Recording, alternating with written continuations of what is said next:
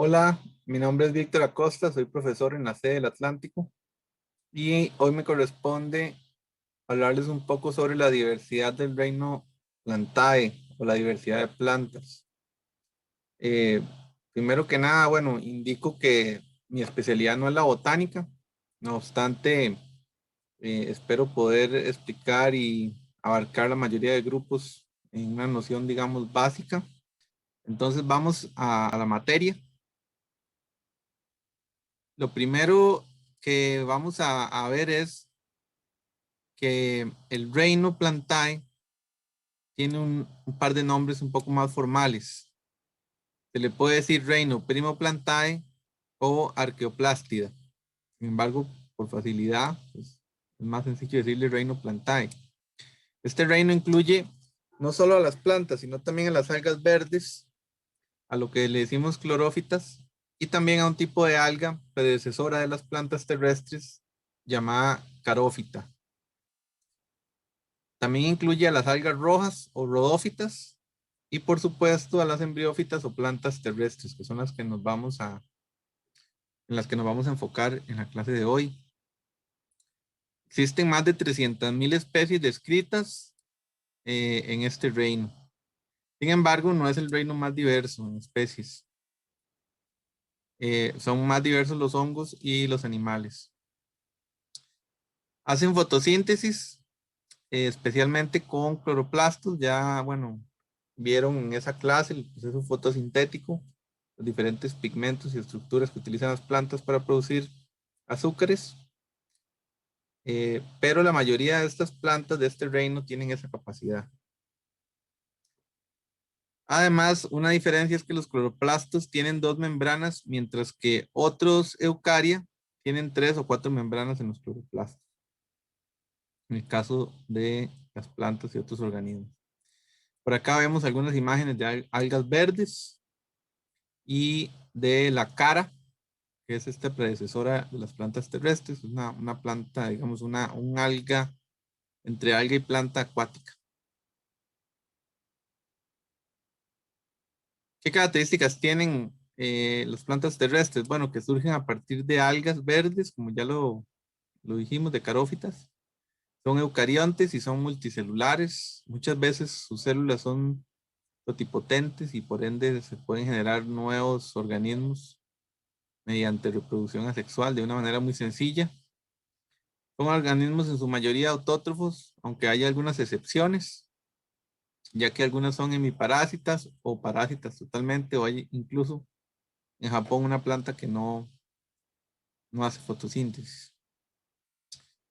Eh, una característica fundamental de este grupo es la presencia de la célula vegetal, que ya la estudiamos también con su pared celular de celulosa, siendo la celulosa probablemente el polisacárido más abundante de la naturaleza, dado que está presente en las plantas, junto con otros como la lignina.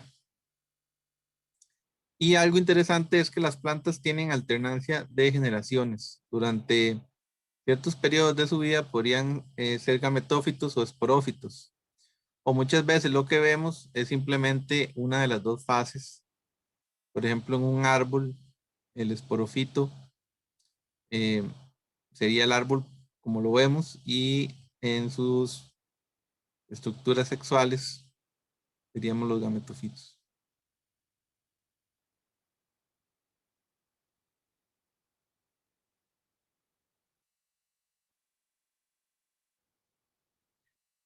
La división taxonómica de las plantas es compleja.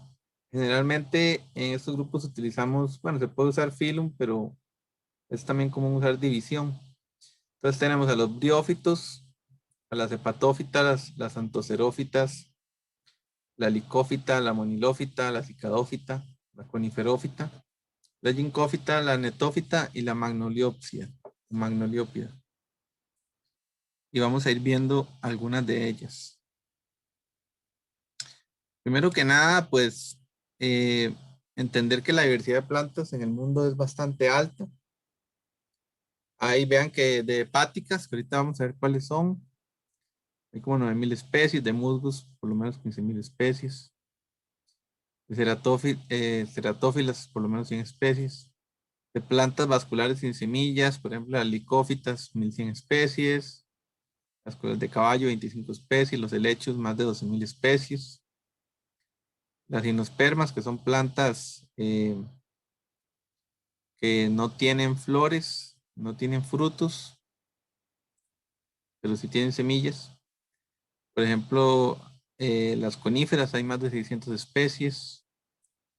Las netófitas, más de 70 especies. Y las angiospermas, que son las plantas dominantes en la actualidad, eh, tenemos más de 9.200 especies, siendo la mayoría de ellas dicotiledóneas o eudicotiledóneas, con más de 180.000 especies, y unas 80.000 especies son monocotiledóneas. Ya vamos a ir viendo las características de cada uno de estos grupos. También se pueden ver las relaciones que ellas tienen. Vean cómo las algas verdes ancestrales, de ahí en el cladograma, podemos ver cómo derivan las briófitas, por ejemplo, y sus grupos hermanos. Por otro lado, en otra rama, ahí más bien tenemos a las plantas vasculares sin semilla y a las plantas vasculares con semilla, que las dividimos en gimnospermas y angiospermas. Y las angiospermas son lo que le decimos plantas con flor. Aquí tenemos algunos ejemplos de esto, pero vamos a ir viéndolo con más detalle. Nuevamente, aquí tenemos otro cladograma que nos muestra algunas características muy importantes de la historia evolutiva de las plantas,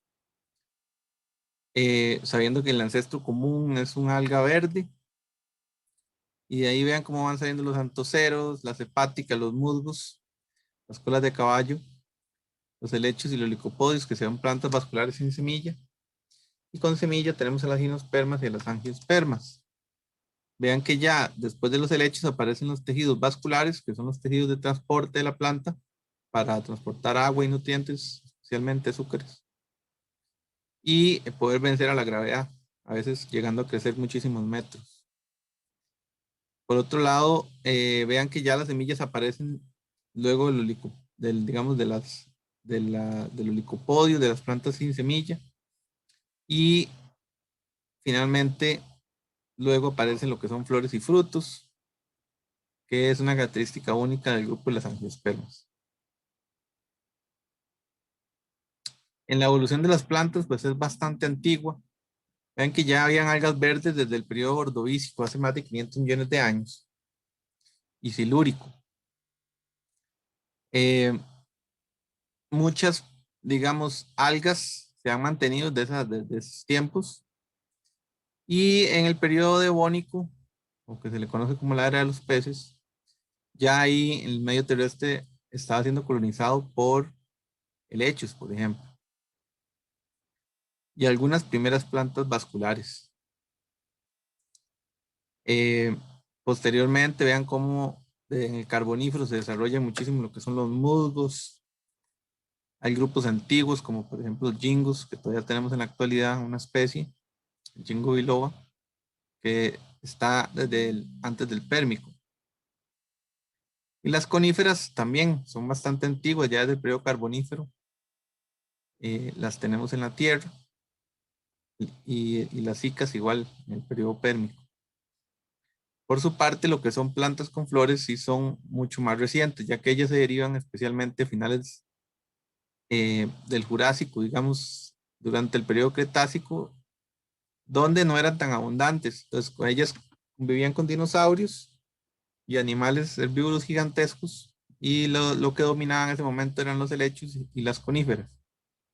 Sin embargo, estas plantas lograron sobrevivir, especialmente muchas siendo tóxicas, como las magnolias y otras magnoliopsias antiguas, que luego este grupo se vio muy favorecido por el evento de extinción KT, que, bueno, se asocia con un asteroide que cayó hace unos 65 millones de años y cambió todas las condiciones terrestres, generando la extinción de gran parte de los dinosaurios, pero por otro lado, promoviendo la especiación y la diversificación de grupos como las plantas con flores, o por ejemplo los mamíferos, las aves y los anfibios. Algo que hay que tener muy claro es lo que es la alternancia de generaciones en las plantas. Ellas tienen, digamos, una etapa que se conoce como esporófito y otra como gametófito. Dependiendo del grupo, alguna de las dos fases puede ser más dominante. Por ejemplo, en las algas verdes nada más tenemos gametófitos. Y la única forma de diferenciar el esporófito es mediante el cigoto únicamente.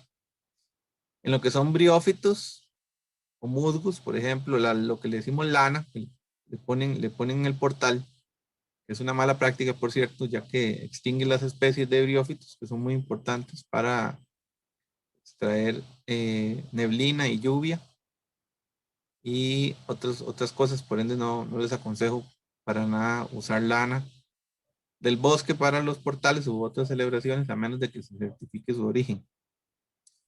En este caso, los briófitos, la partecita del musgo que vemos, la lana, en su mayoría es gametófito, produce gametos. Y cuando le vemos como una pequeña cápsula, le decimos caliptra, ahí en esta parte es que podemos observar el esporófito. Entonces, en los briófitos, más bien la fase más dominante y observable es el gametófito. En los helechos, generalmente, cuando vemos las hojitas, em, la fase, digamos, dominante del helecho sería el esporófito. Sin embargo, a veces podemos ver como corazones, estructuras acorazonadas que se forman en los costados de los helechos, especialmente cuando los tenemos guindando o los tenemos trepando como epífitos. Podemos observar claramente estos pequeños corazones.